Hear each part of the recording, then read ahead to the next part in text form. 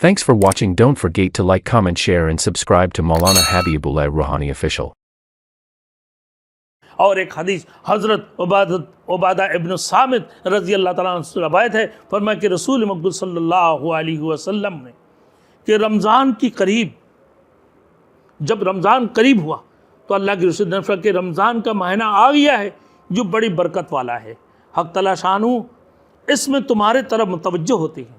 رمضان المبارک قریب جب آتے ہیں کہ رمضان المبارک آنے والے اور آ گیا ہے جو بڑی برکت والی مہینہ ہے، بڑی رحمت والی مہینہ ہے، اور جنت کی دروازہ اس میں کھول دی جاتی ہے، حق تعالیٰ شانہ اس میں تمہارے طرف متوجہ ہوتی ہیں، خاص اللہ رب العالمین کی توجہ تمہارے اوپر ہوتی ہیں اور اپنی رحمت خاصہ نازل فرماتی ہیں، تمہارے خطاؤں کو بخشش فرما دیتے ہیں اور تمہارے دعاؤں کو قبول فرماتے ہیں، تمہارے حاجتوں کو پورا فرماتے ہیں، تمہارے پریشانی کو دور فرماتی ہیں، تمہاری رزق کے اندر وسعت عطا فرماتی ہیں، تمہارے تنفس کو دیکھ کر اللہ رب العالمین فرشتوں سے فخر فرماتی ہیں۔ بس اللہ کو اپنے نیکی دکھلاؤ، اور بدنصیب ہے وہ شخص جو اس مہینہ میں اللہ کی رحمت سے محروم رہ جائے، اللہ کی رحمت سے محروم رہ جائے۔ پھر ابو سعید خدری رضی اللہ تعالیٰ عنہ سے روایت کہ نبی کریم صلی اللہ علیہ وسلم کے ارشاد ہے کہ رمضان المبارک کے ہر شب و روز جہنم کی قیدی چھوڑی جاتی ہیں۔ رمضان المبارک کی ہر شب و روز رات دین کو اللہ رب العالمین جہنم کی قیدی چھوڑے جاتی ہیں۔ جو جہنم میں چلے گئے اللہ رب العالمین سے جہنمیوں کو ان جہنم کی قیدیوں کو چھوڑ دیتے ہیں۔ ہر شب و روز مسلمان کی دعائیں قبول ہوتی ہیں۔ حضرت ابو ہریرہ رضی اللہ تعالیٰ عنہ سے روایت ہے کہ رسول مقبول صلی اللہ علیہ وسلم نے فرمایا 3 آدمیوں کی دعا قبول رد نہیں ہوتی ہیں، 3 آدمیوں کی دعائیں رد نہیں ہوتی ہیں۔ ایک روزہ دار کی دعا کو بھی اللہ رد نہیں فرماتے ہیں، دوسرے عادل بادشاہ کی دعا، تیسری مظلوم کی دعائیں اللہ رد نہیں فرماتی۔ اگر مظلوم نے کسی کو بددعائیں دے دی تو اللہ کی عرش تک ہلنے لگتی ہیں۔ اللہ اکبر، مظلوم کتنی بڑی چیز ہے، اور ایک عادل بادشاہ کی دعا اللہ کو بھی رد نہیں فرماتی ہیں، اور روزہ دار کی دعائیں اللہ کو بھی رد نہیں فرماتی ہیں۔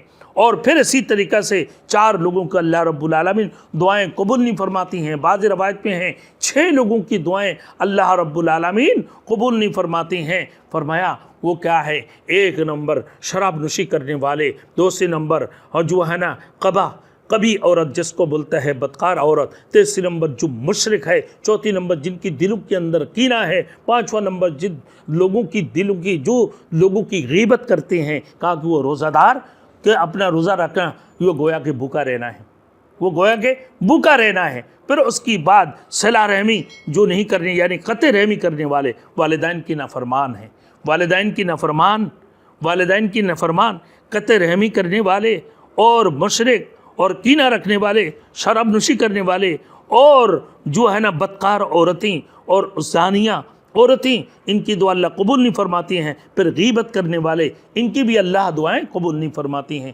اسی طریقے سے جب ہم افطار کی وقت ہوتی ہیں کتنے خوشی ہوتی ہیں اور ہم دعائیں پڑھتے ہیں، اللہم انی اسألک۔ ایک حدیث میں ہے کہ یہ دعا ہے کہ اس وقت میں یہ دعا کرنا چاہیے، اللہم انی اسألک برحمتک التی وسعت کل شیء ان تغفر لی، اے اللہ تیری اس رحمت کی صدقے جو ہر چیز کو شامل ہے، میں یہ مانگتا ہوں کہ تو میری مغفرت فرما دے۔ دوسری حدیث میں یہ بھی ہے، اللہم لک صمت وبک آمنت وعلیک توکلت وعلی رزقک افطرت۔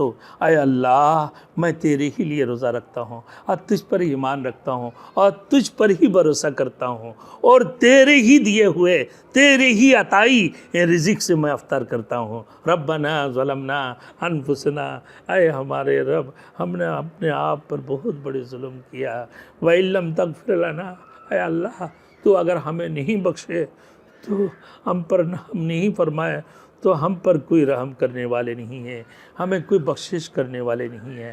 اے اللہ تو ہی تو ہے ہمیں بخشش کرنے والے۔ یا اللہ اگر تو نے ہم کو بخشش نہیں کیا، اللہ تو نے ہم پہ مغفرت نہیں کی، یا اللہ تو نے ہم پر رحم نہیں کیا، تو ہم بڑے خسروں میں سے ہو جائیں گے۔ میرے دوستو یہ 3 دعائیں خصوصی طور پر مانگنا چاہیے۔ اللہم انی اسألک برحمتک التی وسعت کل شیء ان تغفر لی، اور پھر دوسری جگہ اللہم لک صمت وبک آمنت والیک توکلت وعلی رزقک افطرت ربنا ظلمنا انفسنا وان لم تغفر لنا وترحمنا لنکونن من الخاسرین۔ یہ دعا کرتے رہو۔ فرمایا حضرت عبداللہ ابن عمر رضی اللہ تعالیٰ عنہ سے نقل کرتے ہیں کہ رسول مقبول صلی اللہ علیہ وسلم نے فرمایا کہ رمضان المبارک میں اللہ کو یاد کرنے والا شخص بخشایا، کیا بخشایا ہے۔ اللہ سے مانگنے والا نامراد نہیں رہتا، اللہ سے مانگنے والا نامراد نہیں ہوتا۔ حضرت ابن مسعود رضی اللہ تعالیٰ عنہ ایک روایت میں ہے، ابن مسعود رضی اللہ تعالیٰ عنہ کے روایت ہے، فرمایا کہ اسی ترغیب میں کہ فرمایا اللہ حضرت ابن مسعود رضی اللہ تعالیٰ عنہ کہ رمضان کی ہر رات میں ایک منادی پکارتا ہے، کیا ہے کوئی خیر کی تلاش کرنے والا، ہے کوئی خیر کی تلاش کرنے والا کہ متوجہ ہو، ہے کوئی خیر کی تلاش کرنے والا متوجہ ہو اور آگے بڑھ، اور اپنے برائی کی طلبگار بس کر اور آنکھیں کھول۔ پھر فرشتہ کہتا ہے کوئی مغفرت چاہنے والا کہ میں اس کو مغفرت کروں، ہے کوئی توبہ کرنے والا کہ اس کی توبہ قبول کرنے، ہے کوئی دعا مانگنے والا کہ اس کی دعا کو قبول کی، ہے کوئی سوال کرنے والا کہ اس کی سوال کو پورا کریں، ہے کوئی حاجت مانگنے والا نا، ہے کوئی حاجت مانگنے والا اس کی حاجت کو پورا کی جائے، ہے کوئی مراد چاہنے والا کہ وہ ہے کوئی مراد چاہنے والا کہ اس کی مراد کو پورا کی جائے۔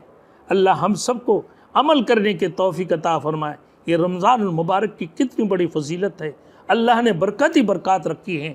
اللہ ہم سب کو اس رمضان المبارک کی روزہ اہتمام کے ساتھ رکھنے کا، رمضان المبارک کی روزے کے ساتھ ساتھ نماز تراویح کو بھی اہتمام کے ساتھ ادا کرنے کے توفیق عطا فرمائے، اور اس رمضان المبارک کے اندر ختم قرآن فرض سنت مؤکدہ علی الکفایہ ہے، اور جس مسجدوں میں ختم قرآن نہیں ہوتی ہیں، اور پورے محلہ کے اندر کسی بھی مسجد میں اگر ختم قرآن نہیں ہوا تو سب کے سب گناہگار ہوں گے، کوئی بھی گناہ سے بچیں گے نہیں، سب گناہگار ہوگا، پورا محلہ والے گناہگار ہوں گے۔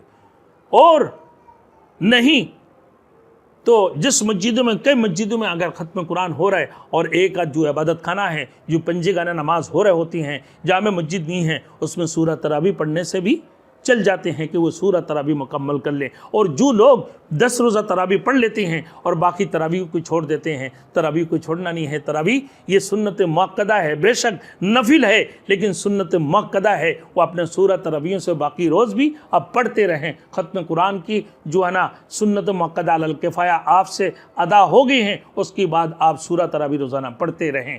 20 روزہ یا 10 روزہ یا 6 روزہ پڑھنے سے یا 15 روزہ تراویح پڑھنے سے آپ کی تراویح مکمل نہیں ہوئے، بلکہ پورے رمضان المبارک میں آپ کو رمضان المبارک کے اندر یہ صلاۃ التراویح کو پڑھنا ہے، مکمل کرنا ہے، چاہے پورا قرآن ختم کریں یا سورتوں کے ذریعے سے۔ اور پورا قرآن کو ختم کرنا سنت مؤکدہ علی الکفایہ ہے، اور سورہ تراویح پڑھنا یہ سنت مؤکدہ ہے۔ اللہ ہم سب کو عمل کرنے کے توفیق عطا فرمائے۔